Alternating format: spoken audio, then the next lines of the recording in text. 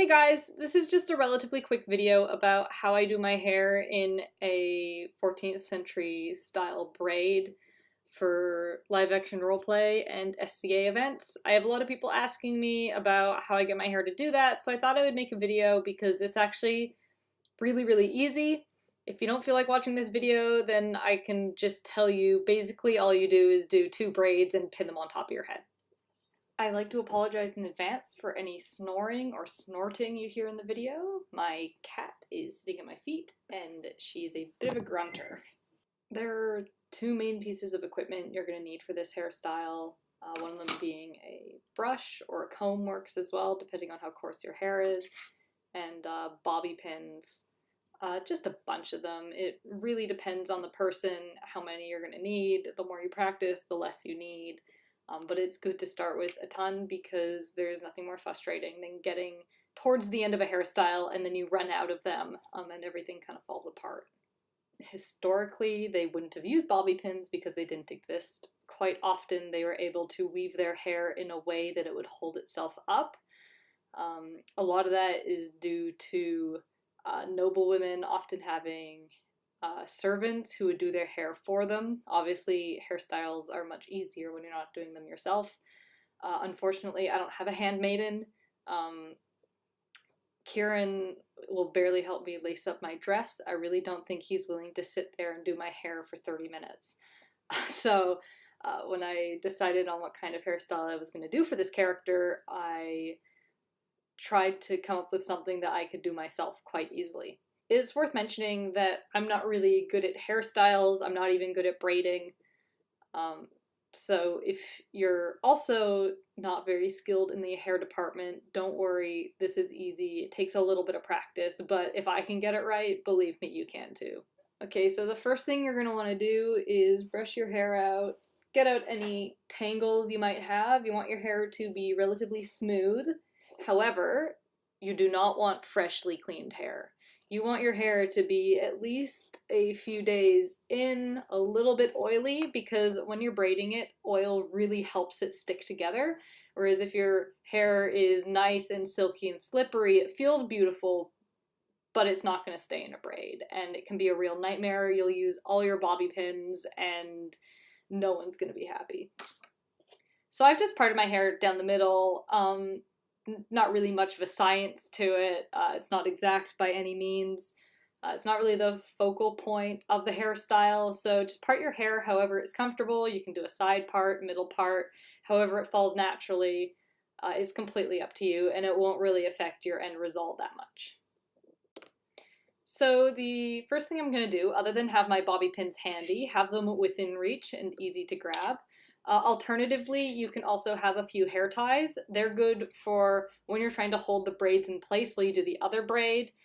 So it's completely up to you. They're not used in the finished hairstyle, but they can actually help a fair amount. So the first thing I'm going to do is divide it in half at the back and pull it forward. So there is now no hair left behind. It's all being brought forward. It doesn't matter which side you decide to braid first, but I usually start at the very back of my head. So I pull the hair right at the very bottom. And if you know how to French braid, you can French braid starting at the back, going towards the front. I am not good at French braiding, so I end up doing a little bit of a hybrid braid. The thing that really matters is that you're taking all of the hair on this side of your head and you're combining it into one singular braid. You don't want anything sticking out at the end. Sometimes it happens, it's really not the end of the world. You can just pin it up with bobby pins later. But you really just want to be taking all of the hair and bringing it forward. I mean, it helps if you can kind of bring it up over your ear as you go.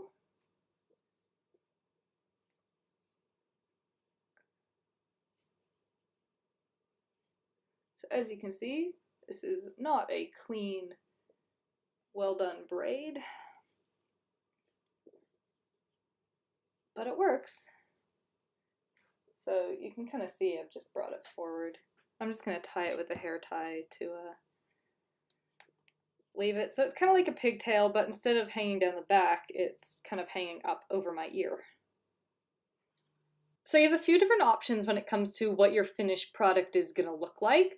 I advise doing a few dry runs in the mirror and kind of holding them up and trying to figure out where on top of your head you want to place them, because you can do them along the side, you can do them so they go up over top and meet in the middle. There's all sorts of different stuff you can do. The best thing to do is to experiment a little bit, hold them in place, and figure out what works with your face shape, because it will vary from person to person. Generally, if you're going to have them hanging down the front, depending on how long your hair is, a lady would never have her braids hanging more than maybe 2 inches below her chin, because that would be inappropriate. But by all means, feel free to break that rule. I just thought you'd like to know.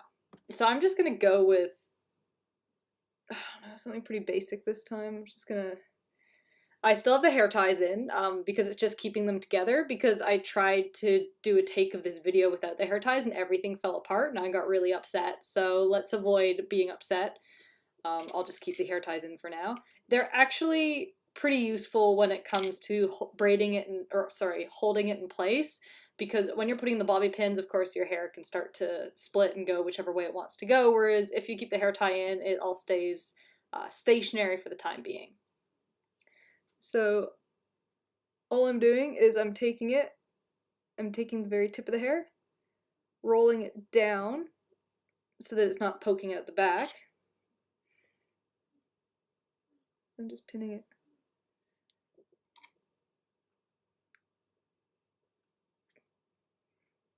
So that's currently just pinned on the very back, but you're going to want more than that.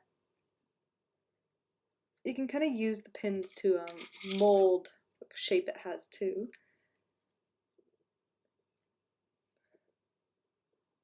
Got a little bit of fringe sticking out, which is kind of annoying, so I'll just pull back and tuck it in. Great, so that's one down. And then once it's pinned in, you can pull the hair tie out. And then, probably have to pin that back down, depending on how much your hair wants to cooperate with you on the day. So then the other side, this one's a little bit looser, it's not really working for me. Before I pin them up, I tend to just twist them. See how it starts to twist? So any loose stuff, you end up kind of getting a bit of a twist, and then you just have to manipulate that to work for you.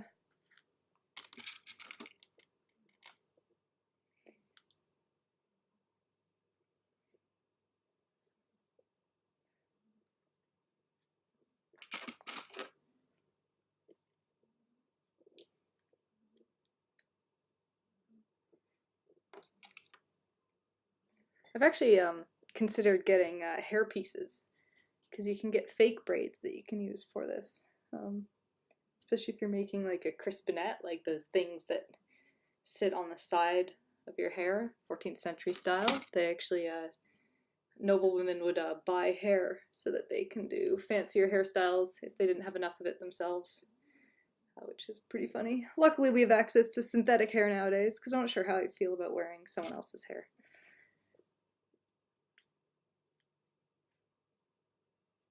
So I'm just adjusting them to be a little bit higher.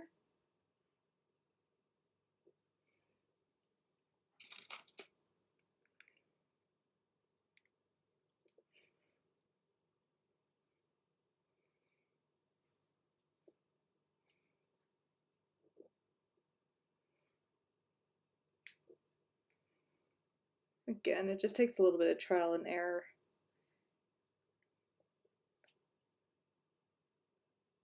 You can go in with hairspray or something at the end to smooth everything down a little bit, but I usually find it ends up alright.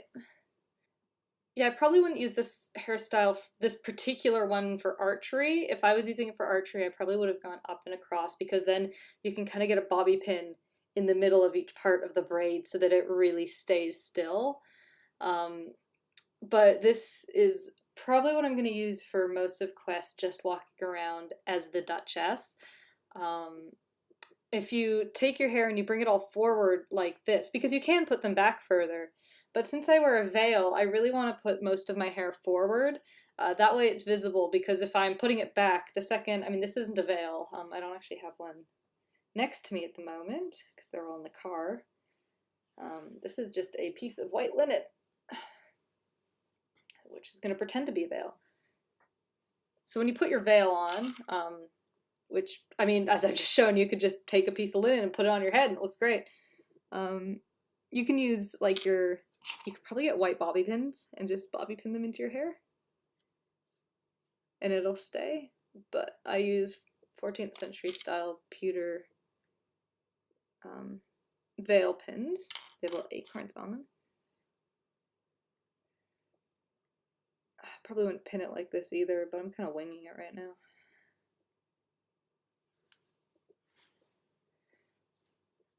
So you kind of want it to go right down on top of the braids, because you don't want it to hide them, but you do just want to get something, you know, you want to look modest, but you still want to show off your nice hairstyle. You know, we're not actually living in the 14th century. And then once you get a veil on, you can just have a veil, you can put something over top of it. I usually go for a good old miniature bicocket hat, which is, especially a lot of women I've noticed recently in the SCA have started doing the whole bicocket thing. There's a historical source for it, for the most part, so it's probably where it's coming from. Of course, I usually wear mine with the circlet. This tiara is great. If you are not a noblewoman, it is completely acceptable for you to still wear some variety of circlet. This tiara isn't actually great for holding in the hairstyle, but circlets can be really, really useful because you wear them a little bit lower on the head and you wear them quite tight, so they'll actually keep your braids kind of stuck down. I wish I could wear circlets, but I have to kind of assert my rank somehow, I guess. But so you can even just wear a circlet without, if you're finding that your hair is falling out and you're not enjoying it, you could even just wear it without a veil. And this is not a circlet, this is the prince's crown, don't tell him I'm wearing it. But you see what I mean, it just keeps everything kind of pressed together a little bit more. Which can be really helpful if you're doing a lot of running around, or maybe you are doing archery, or you are fighting, or something like that.